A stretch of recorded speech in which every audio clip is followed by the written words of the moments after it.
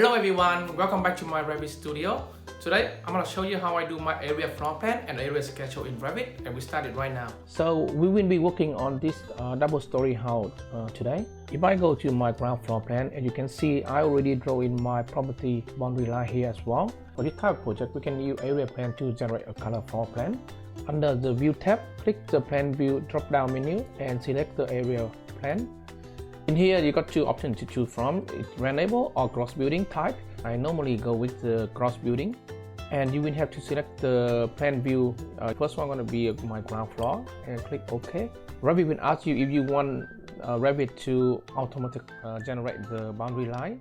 I like to do everything manually, so I just say no. On the project browser, we now have the new tab here, say area plan, gross building, and that's our new area ground floor plan here. So the next step you want to do is go to your architectural tab and start to draw your boundary line. I can either pick line 2 to start drawing. If you want to trace the boundary line, you will have to untick the apply area rule, and now you can start to trace.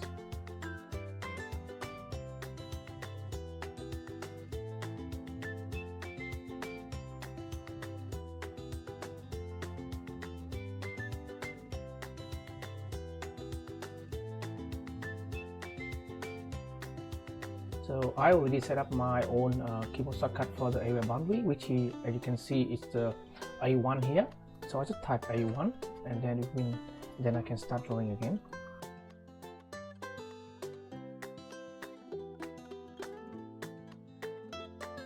The next thing you want to do is assign the area. So just go area here.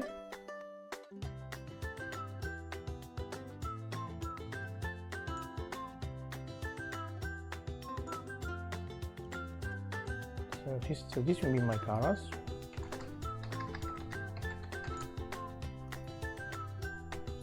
So this will be my ground floor. This will be my driveway. This will be my front yard.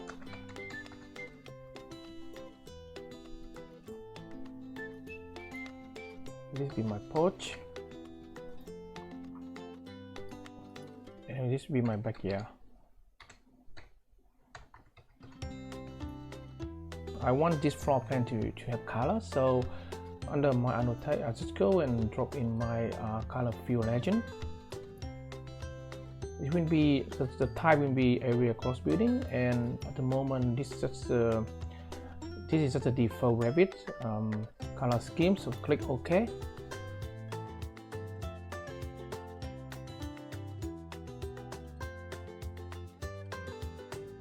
I select the cross building area and just go edit my scheme. In here we say maybe name. Alright, okay. Revit will automatically generate a different color for each area, but you can always change the color display to your liking. So let's select the color fill legend and edit scheme. I normally don't want to show my ground floor, my building area, so I just untick this visible, so it won't have any color in there. And the backyard we probably have a bit lighter color.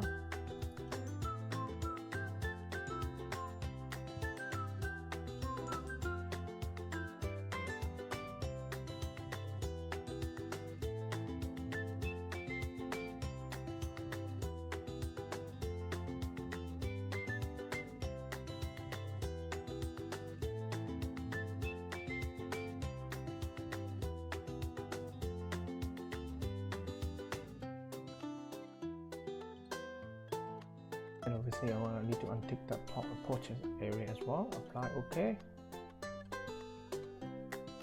You can rename this to development plan. OK. If you want to have a different maybe a ground floor for marketing or for any other reason, we have a different type of graphic or color, then you can always duplicate the scheme and give it maybe in, for example, marketing.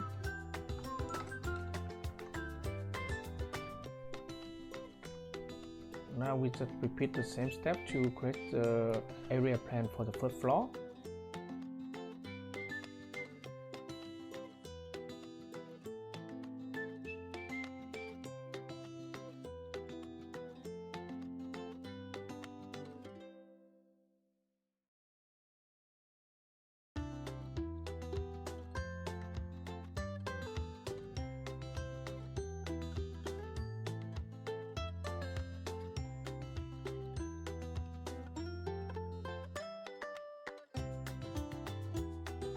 Now we can go ahead and create our area schedule. To do this, under your project browser, go to schedule, right mouse click and create new schedule. Select areas across building and select area and name. I want the area name to appear first and then the area, so I just use this arrow to move it up. Revit will automatically generate area schedule for us, and we go on the table here. For this area schedule, I don't want to show any of the backyard and front yard, but I also want to show the total building footprint of this house. So what I can do is I go to my filter by name, and let's go dot equal to backyard. So same thing, name dot equal to front yard. And under formatting, go to area and click the calculate totals filter. Forward to tick the grand total and just go total, click OK, and this will give me the total building footprint of this house. And I just drop it into my paper space.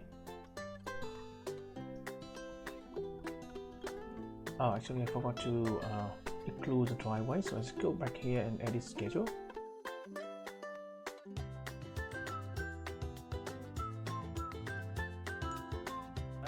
Now I want to have another area schedule to show the front yard, backyard and the driveway area.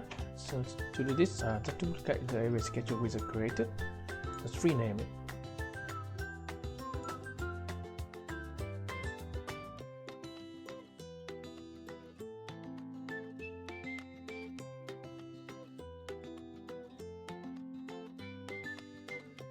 Click the outdoor area. What you want to do, we go to filter, and this time we will just filter all of the building area.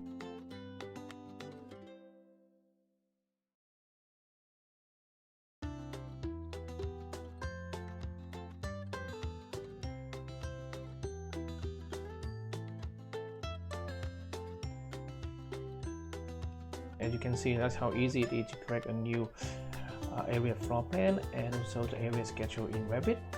And that's it guys, this is the end of the video. Hope you guys learned some good tips and tricks today.